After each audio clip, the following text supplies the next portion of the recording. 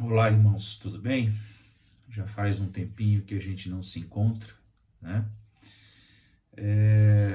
Hoje eu quero conversar com vocês, na verdade, passar uma experiência que eu tive semana passada, conversando com uma pessoa e ela me falando do desejo de congregar em uma determinada igreja.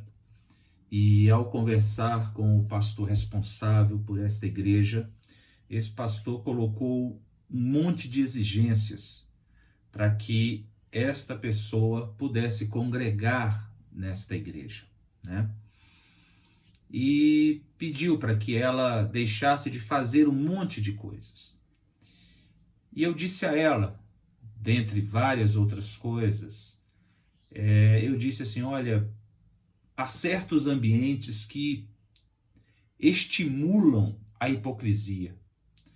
Porque muitas vezes a pessoa com desejo de congregar naquele lugar, permanecer naquele lugar, e é colocado diante dela um monte de exigências, um monte de coisas que ela vem fazendo e que ela considera coisas normais, e diz a ela que ela tem que abandonar essas coisas, né? Se ela quiser congregar ali. E essas pessoas desejosas de fazerem parte dessas congregações, elas muitas vezes acabam obedecendo, mas entram numa vida de hipocrisia, uma vida de falsidade.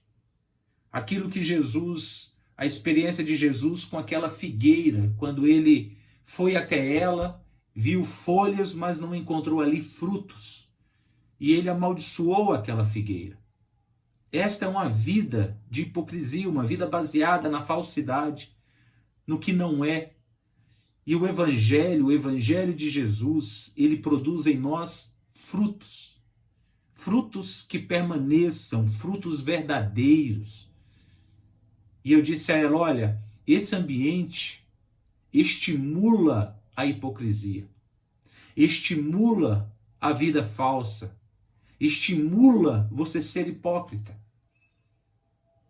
não uma vida sincera diante de Deus. E o que o Evangelho nos propõe é sinceridade diante de Deus. É você ser você mesmo diante do Senhor. E aqui eu destaquei um texto no livro, na carta de Paulo aos Colossenses, no capítulo 2, que na minha opinião, retrata muito bem isso que eu estou falando com vocês agora. E que foi a base do conselho que eu dei para essa pessoa. Diz assim, Paulo escrevendo aos Colossenses no capítulo 2. Gostaria, pois, que soubesseis quão grande luta venho mantendo por vós, pelos laudicenses e por quantos não me viram face a face. Eu creio que esta também seja a luta de todo aquele que crê no Evangelho, que acredita no Evangelho de Jesus e que olha para os lados e se depara com estas coisas acontecendo ainda hoje. Já era para que, na verdade, essas coisas não deveriam nunca ter existido, porque o Evangelho é muito simples, não carece de nenhuma faculdade especial. Se você sabe ler, basta que você leia e você vai ver que não há jugos a serem colocados nos ombros das pessoas. Não há cargas a serem acrescentadas. Por isso que a Bíblia diz, vinde a mim, todos os que estáis cansados e sobrecarregados, eu vos aliviarei. Tomai sobre vocês o meu jugo e o meu fardo, que é leve. Mas venham aqueles que estão cansados, aqueles que se enxergam cansados desta vida, desta hipocrisia, desta vida de falsidade, de engano, de pecado. Venham e deixe que o Espírito de Deus trabalhe no seu coração.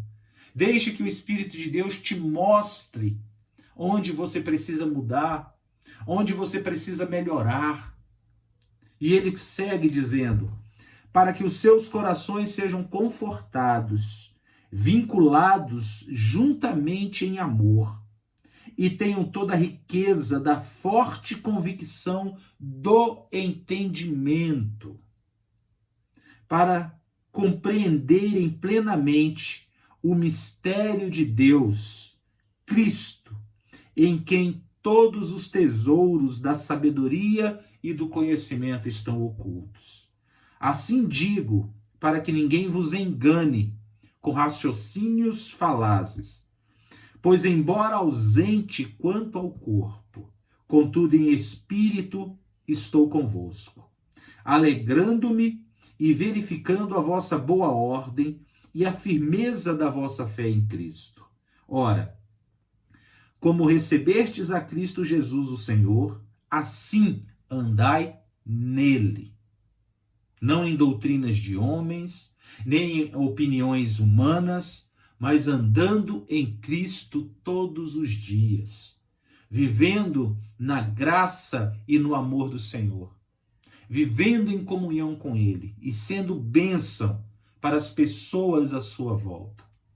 Ora, como recebestes a Cristo Jesus o Senhor, assim andai nele, nele radicados e edificados, confirmados na fé, tal como fostes instruídos, crescendo em ações de graças, cuidando que ninguém vos venha a enredar com a sua filosofia e vãs sutilezas, conforme a tradição dos homens, conforme os rudimentos do mundo, e não segundo Cristo.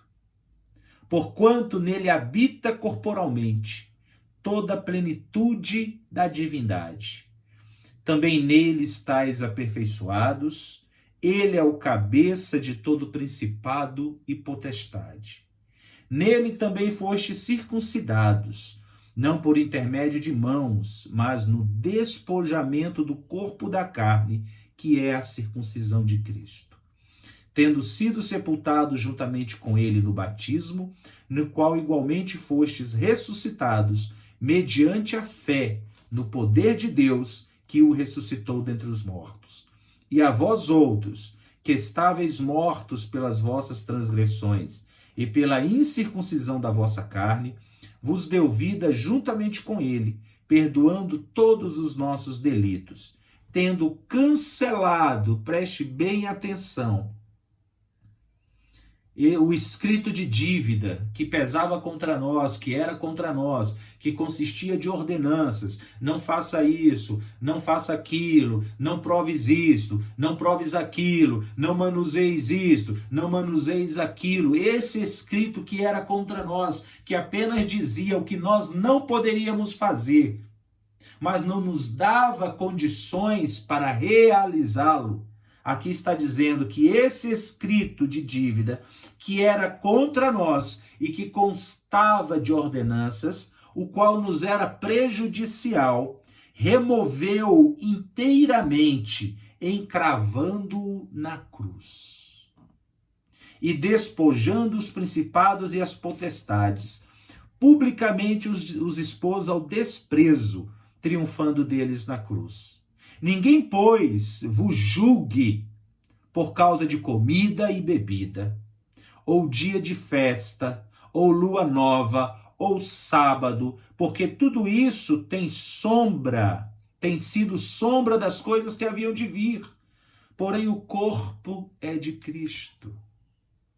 Ninguém se faça árbitro contra vós outros, pretextando humildade e culto dos anjos, baseando-se em visões, enfatuado sem motivo algum na sua mente carnal, e não retendo a cabeça, da qual todo o corpo, suprido e bem vinculado, por suas juntas e ligamentos, cresce o crescimento que procede de Deus.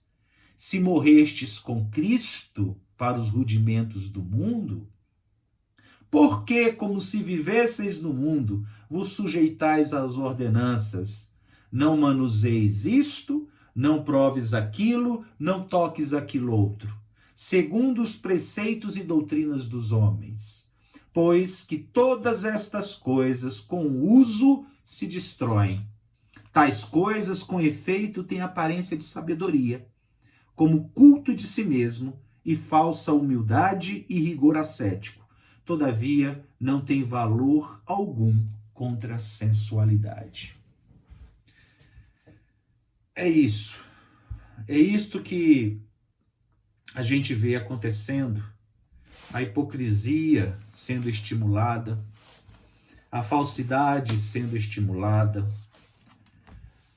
o sepulcro caiado sendo edificado na maioria das igrejas e faltando o estímulo a uma vida de santidade, uma vida de comunhão, uma vida de intimidade com Deus, onde somente o Evangelho é capaz de produzir, somente o Espírito Santo é capaz de gerar esta vida em nós, nos levando a produzir frutos e frutos que permaneçam, sendo luzeiros nesta terra, sendo bênção nesta terra.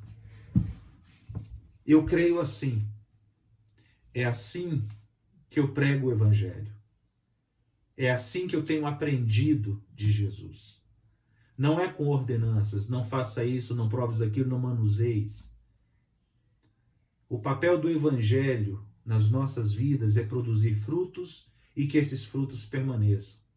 E o papel de cada um de nós, que já entendemos e compreendemos o Evangelho de Jesus, aquilo que Jesus tem ensinado, é simplesmente retirarmos os obstáculos, os impedimentos, para que as pessoas possam crescer livremente. Imagine uma grama verdinha, onde você joga um objeto ali em cima, uma madeira, qualquer coisa que impeça que aquela grama receba os raios do sol. Com o passar dos dias, quando você retornar ali e retirar aquele objeto, você perceberá que aquela grama que antes era verdinha, agora está amarela, está pálida, sem vida. Basta que você deixe ali, que ela volte a receber a luz do sol, para que ela recupere a sua cor original, aquele verde vivo, bonito, expressando vida. Assim é também o que nós temos que fazer na vida das pessoas, apenas retirar os obstáculos, apenas retirar aquilo que está impedindo que a luz de Cristo brilhe sobre elas, que a luz do Evangelho resplandeça sobre elas, conferindo a cada uma delas vida e vida em abundância. Esse é o nosso papel, esse é o seu papel. Já que você entendeu o Evangelho, já que você compreendeu o Evangelho de Jesus e tem andado com Jesus todos os dias, não coloque fardos pesados sobre as pessoas. Não coloque jugo sobre as pessoas. Muito pelo contrário, alivie as suas cargas, para que elas possam crescer em graça e conhecimento diante de Deus e dos homens. Amém? Te convido a orar. Querido Deus, maravilhoso eterno Pai, te agradecemos, meu Senhor, pela compreensão do teu Evangelho que o Senhor tem concedido à tua igreja, ao teu povo, aqueles, meu Senhor, que se dispuseram, meu Pai, e escolheram andar contigo todos os dias. Senhor, em nome de Jesus, a estas pessoas que estão sendo enganadas, meu Pai, estas pessoas, meu Deus, que estão recebendo o estímulo para a hipocrisia, Senhor, que a luz do teu Evangelho resplandeça sobre elas e que elas recebam de ti o entendimento, que elas recebam de ti a graça, que elas recebam de ti, meu Senhor, a sabedoria e o discernimento, meu Senhor, para compreenderem, meu Pai, o amor de Jesus para com elas e que elas venham a viver, Senhor, uma vida simples, uma vida, meu Senhor, sem hipocrisia, sem falsidade, sem engano. No nome de Jesus, e que a luz do teu Evangelho brilhe sobre a vida dessas pessoas, meu Senhor, todos os dias, produzindo frutos, meu Senhor, e que esses frutos permaneçam. É o que eu te peço, meu Pai, no nome santo e precioso de Jesus, e já te agradeço. Amém e amém. Fique com Deus. Tenha uma semana de paz e até o nosso próximo encontro.